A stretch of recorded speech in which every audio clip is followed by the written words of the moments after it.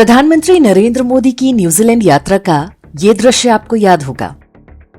New Zealand के मूल निवासी माओरी ट्राइब के लोग किसी अनजान बाहरी व्यक्ति को इसी तरह से परखते हैं। भाला लिए एक माओरी योद्धा अपरिचित व्यक्ति के आगे एक पत्ता या टहनी रख देता है और फिर युद्ध की मुद्रा में चुनौती देता है। पीछे उसकी सेना तैयार खड़ी रहती है। वे तेज आवाजें निकालते हैं और एक विशेष प्रकार से अपने हाथ पैर हिलाते हैं। इस पारंपरिक स्वागत को हाका या पावहारी कहते हैं। अपरिचित व्यक्ति ने यदि पत्ता उठा लिया तो मान लिया जाता है कि वो मित्र है, अन्यथा उसे युद्ध लड़ना होता है। 19वीं शताब्दी के आरंभ में ब्रिटिश अधिकारी और ईसाई मिशनरियां बड़ी संख्या में न्यूजीलैंड पहुंच रही थीं। माओरी लोगों ने कुछ इसी प्रकार से उन गोरे विदेशियों से पूछा था कि वे मित्र हैं या शत्रु। लेकिन उसके बाद ईसाई मिशनरियों ने माओरी आदिवासियों के साथ जो कुछ किया वो मानवता के सबसे बड़े विश्वासघातों में से एक था। उस विश्वासघात ने माओरी समुदाय का अस्तित्व खतरे में डाल दिया। माओरी समुदाय में किसी भी प्रकार का कोई नशा प्रचलित नहीं था। ईसाई मिशनरियों ने उनके युवाओं को शराब और तंबाकू देकर नशेड़ी बनाना शुरू किया। पहले उन्हें आपस में ही बांटा और फिर उनके क्षेत्रों में चर्च खोलने शुरू कर दिए। माओरी समुदाय ने प्रतिरोध शुरू किया। वे बस इतना चाहते थे कि उनके पवित्र स्थलों, नदियों और पहाड़ों से ईसाई मिशनरी दूर रहें। वर्ष 1840 में अंग्रेजों और माओरी समुदाय के बीच इस बारे में एक संधि हुई, जिसे ट्रीटी ऑफ वेटांगी कहते हैं। अब्राहमिक मजहबों की विशेषता होती है कि वे कोई भी संधि, कोई भी समझौता नहीं मानते। न्यूजीलैंड में भी बिल्कुल वही हुआ। आज माओरी लोग 10 लाख से भी कम बचे हैं। इनमें भी बड़ी संख्या में केवल नाम मात्र के माओरी हैं। वे चर्च जाते हैं और क्रॉस पहनते हैं। माओरी धार्मिक परंपराएं अब केवल शोपीस बनकर रह गई हैं। चर्च इनका प्रदर्शन स्वयं को बहुत प्रगतिशील और आदिवासियों का हितैषी बताने के लिए करता है।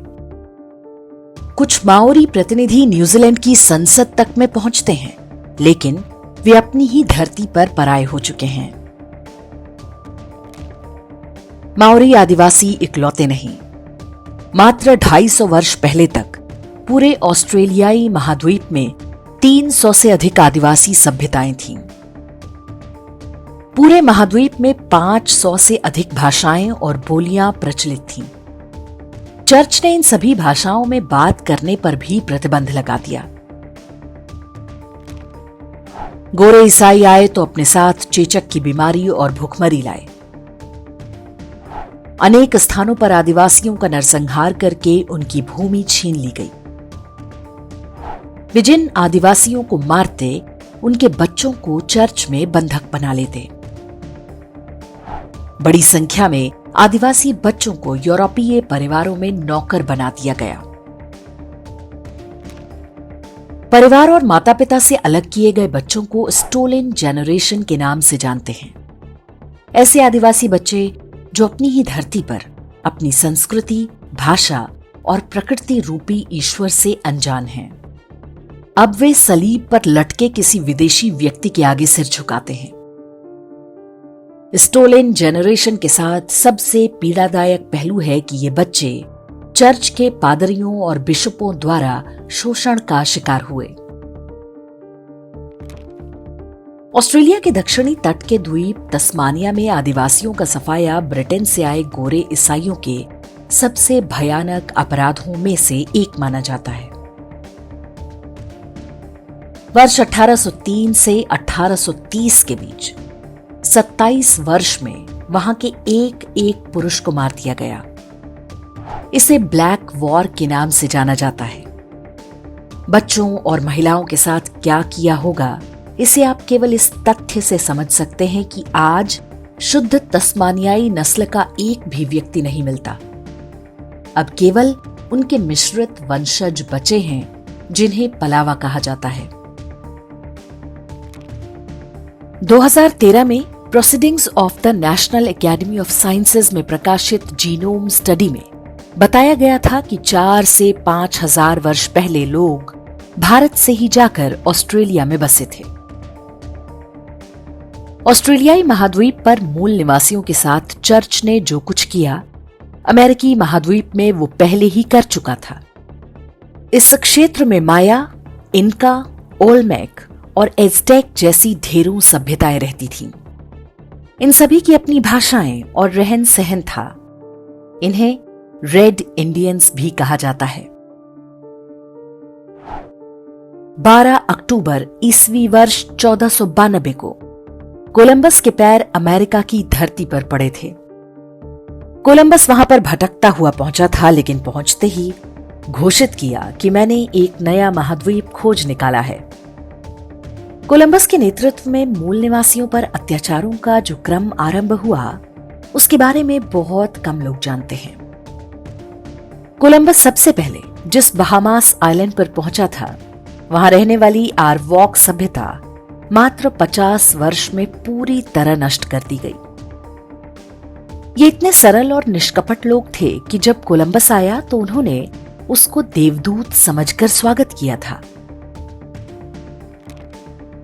अमेरिका में रह चुके स्पेनिश पादरी बार्टलोम द लास कासस ने अपनी पुस्तक a short account of the destruction of the Indies में बताया है कि ईसाई बनने से मना करने वाले मूल निवासी पुरुषों और स्त्रियों को मार दिया जाता और उनके बच्चों को बंदी बनाकर चर्च में डाल दिया जाता, ताकि वे स्वाभाविक रूप से बिना प्रतिरोध के ईसाई बन सकें। आदिवासी नेताओं और पुरोहितों को एक विशेष प्रकार के लकड़ी के लट्ठों में बांधकर धीमी आग पर जलाया जाता था, ताकि वे मरने से पहले लंबे समय तक यातना सहें। कोलंबस के आगमन के समय अर्थात वर्ष 1500 के आसपास अमेरिका में मूल निवासियों की संख्या लगभग 6 करोड़ थी। 100 वर्ष बाद ईस्वी सन 1600 में उनकी संख्या केवल 1 करोड़ बची। आज उनकी संख्या 28 लाख से भी कम है। इनमें से भी कई ईसाई जीवन शैली में ढल चुके हैं और नाम मात्र के रेड इंडियन हैं। ऑस्ट्रेलिया, एशिया, अफ्रीका हो या अमेरिका, 16वीं शताब्दी के आसपास यूरोप के अलग अलग देशों से ईसाई नाविक पूरे विश्व भर में फैले। उन सभी के औपनिवेशिक अभियानों के 3 उद्देश्य होते थे: God, glory and gold. God अर्थात वहां के मूल निवासियों को बलपूर्वक ईसाई बनाना। ग्लोरी यानी जिस राजा ने उन्हें भेजा उसके राज्य को और विस्तार देना। और गोल्ड अर्थात नए क्षेत्रों में पहुंचकर वहां की सारी धन संपदा और प्राकृतिक संसाधनों को लूट लेना। वर्ष 1763 में अमेरिका में स्मॉल पॉक्स अर्थात चेचक की महामारी फैली थी। अमेरिकी सेना ने चेचक के मरीजों के कंबल रेड इंडियंस के कबीलों में बंटवाने आरंभ कर दिए। इसमें कई लाख रेड इंडियंस की मृत्यु हुई। इसे आप विश्व का पहला जैविक हमला भी मान सकते हैं। जॉर्ज वॉशिंगटन को एक राष्ट्र के रूप में अमेरिका का संस्थापक माना जाता है। वर्ष 1789 में वो अमेरिका का पहला राष्ट्रपति बना था। उसके समय में मूल निवासियों को सभ्य बनाने के नाम पर उनकी संस्कृति और भाषा को नष्ट करने का अभियान सबसे तेजी से चलाया गया। उसी कालखंड में पूरे अमेरिका में बाइसन अर्थात जंगली भैंसे मारने का अभियान शुरू किया गया। रेड इंडियन समुदायों के बीच बाइसन बहुत पवित्र जानवर माना जाता था। उनकी पूरी जीवन शैली बाइसन से जुड़ी हुई थी। वे इसका शिकार करते थे और सामूहिक रूप से उसका भोजन करते थे। बाइसन की चर्बी ईंधन के रूप में प्रयोग होती थी। उसकी खाल और बालों से रेड इंडियन लोगों की पोशाक तैयार होती थी। तांत्रिक अनुष्ठानों में इसकी हड्डियां प्रयोग की जाती थीं। वर्ष 1870 में लिए गए इस चित्र को देखिए। ये तत्कालीन अमेरिकी सरकार द्वारा मरवाए गए बाइसन की हड्डियों का पहाड़ है। इतनी बड़ी संख्या में बाइसन मरवा दिए गए कि वे लगभग विलुप्त हो गए। परिणाम ये कि रेड इंडियन समुदायों के आगे खान पान और धार्मिक परंपराओं के निर्वाह का संकट पैदा हो गया। ये वही मॉडल है जिसके अंतर्गत भारत में गायों और बैलों की हत्या कराई जाती है। पूरे विश्व की मूल निवासी सभ्यताओं के सफाए के इस इतिहास में भारत एक मात्र अपवाद है। पहले इस्लामी और फिर ईसाई आक्रमणकारी आए, लेकिन वे भारतीय समाज को उस तरह से नहीं बदल पाए जैसी सफलता उन्हें अमेरिका, ऑस्ट्रेलिया और अफ्रीका में मिली। भारत में जनजातीय समुदाय बच पाए तो इसका बड़ा कारण सनातन धर्म था। सनातन धर्म ने सभी भारतीय समुदायों और संस्कृतियों को एक सूत्र में पिरोए रखा। वेदों और उपनिषदों में नागर और अरण्यक संस्कृतियों का वर्णन मिलता है। नागर अर्थात नगर में रहने वाले लोग और आरण्यक यानी वन क्षेत्रों की सभ्यताएं। अधिकांश वेद और उपनिषद आरण्यक संस्कृतियों की ही देन है।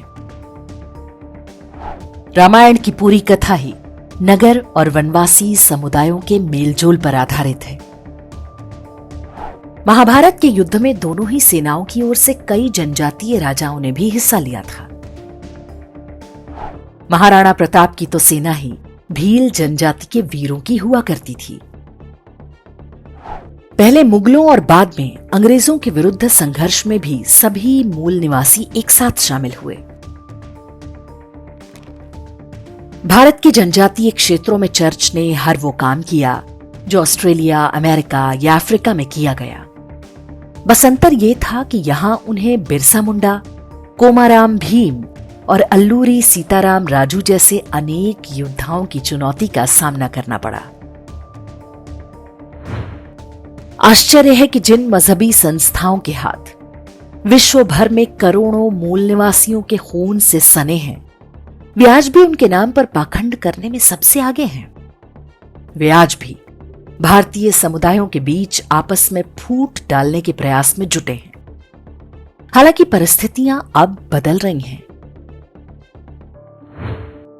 विश्व भर में नष्ट हो चुकी मूल निवासी सभ्यताओं को पुनर्जीवित करने का काम भी चल रहा है।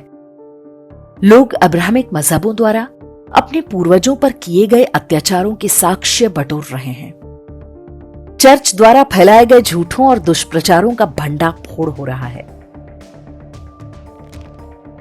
विश्व में जो भी मानव समुदाय अपनी नदियों, वृक्षों, पर्वतों, सूर्य और आकाश की पूजा करते हैं, वे सभी मूल निवासी ही होते हैं।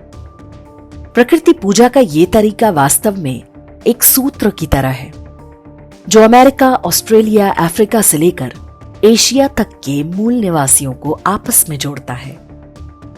जब हम सही इतिहास पढ़ेंगे तो जानेंगे कि हम सभी के शत्रु एक ही हैं। इसे लेकर कोई भ्रम नहीं होना चाहिए।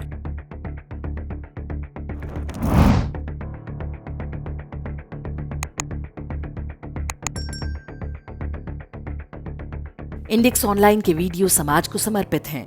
आप इनको डाउनलोड करके जैसे चाहे वैसे प्रयोग कर सकते हैं। चाहे तो आप हमारे टेलीग्राम चैनल से जुड़ सकते हैं। वहां सारे नए पुराने वीडियो आपको मिल जाएंगे। हमारे सोशल मीडिया लिंक हर वीडियो के डिस्क्रिप्शन में होते हैं।